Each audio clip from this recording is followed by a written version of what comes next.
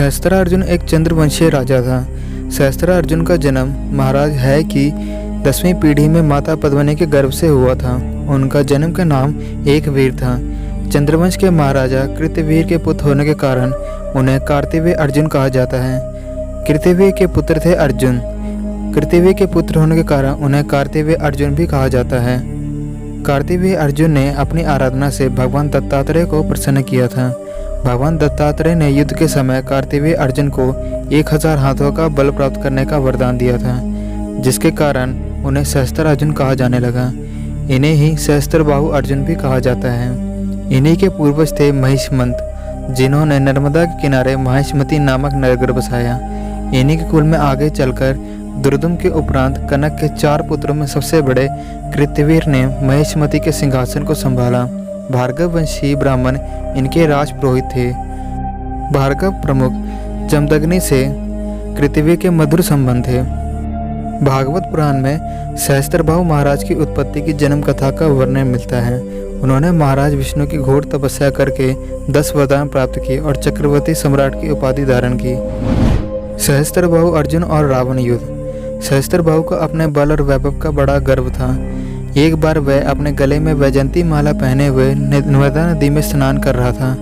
उसने कोतोही कौतुक में अपनी भुजाओं को फैलाकर नर्मदा के प्रभाव को रोक दिया। लंकाधिपति रावण को, जो उसी समय नदी में स्नान कर रहा था, सहस्त्रबाहु का यह कार्य बड़ा ही अनुचित और अन्यायपूर्ण लगा।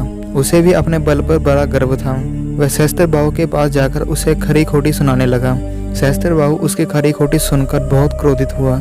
उसने उसे देखते ही देखते अपनी बाहों में जकड़कर बंदी बना लिया। सहस्त्रबाहु ने बंदी रावण को अपने कारागार में बंद कर दिया, किंतु पुलिस ऋषि ने दयालु होकर उसे मुक्त करा लिया। फिर भी रावण के मन का अभिमान दूर नहीं हुआ। वह अभिमान के मद में चूर होकर ही ऋषि मुनियों पर अत्याचार किया करता था। सहस्त्रबाहु अर्जुन और परशुराम युद्ध। परशुराम का जिन क्षत्रिय राजाओं से युद्ध हुआ था, उनमें से है वंशी राजा सहस्त्रार्जुन इनके सगे मौसा थे, जिनके साथ इनके पिता जमदग्नि का इनकी माता रेणुका को लेकर विवाद हो गया था। कथा के अनुसार इनकी माता के संबंधों को लेकर इस विवाद में इन्होंने अपने पिता के आदेश पर माता रेणुका का सिर काट दिया था, जिसके चलते सहस्त्रार्जुन की परशुराम से शत्रुता हो गई थी। एक दूसरी कथा के अनुसार ऋषि वशिष्ठ के शाप के कारण सहस्त्रार्जुन की मति मारी गई थी। जब सहस्त्रार्जुन ने परशुराम के पिता जमदग्नि के आश्रम में एक कपिला कामधेनु गाय को देखा, तो उसे पाने की लालसा से वह कामधेनु को बलपूर्वक आश्रम से ले जाने लगे। जब परशुराम को यह बात पता चली, तो उन्होंने अपने पिता के सम्मान के खातिर कामधेनु गाय को वापस लाने की सोची और सहस्त्रार्जुन से उन्होंने युद्ध किया। युद्ध में उन्होंने सहस्त्रार्जुन की भुजाएं काट दी और उसका मस्तक भी काट दिया।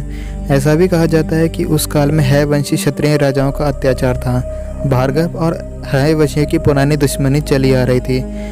है वंशियों का राजा सहस्त्रबाहु अर्जुन भार्गव आश्रमों के ऋषियों पर अत्याचार किया करता था।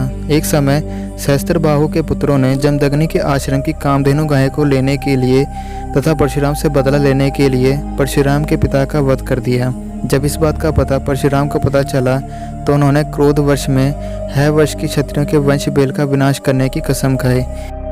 इसी कसम के तहत उन्होंने इस वंश के लोगों से 21 बार युद्ध कर उनका समूल विनाश कर दिया। तभी से कहा जाता है कि परशुराम जी ने 21 बार धरती को क्षत्रियों से विहीन कर दिया था। तो दोस्तों, कैसी लगी आपको हमारी आज की वीडियो? कमेंट सेक्शन में ज़रूर प्लीज़ इस बारे में बताइए।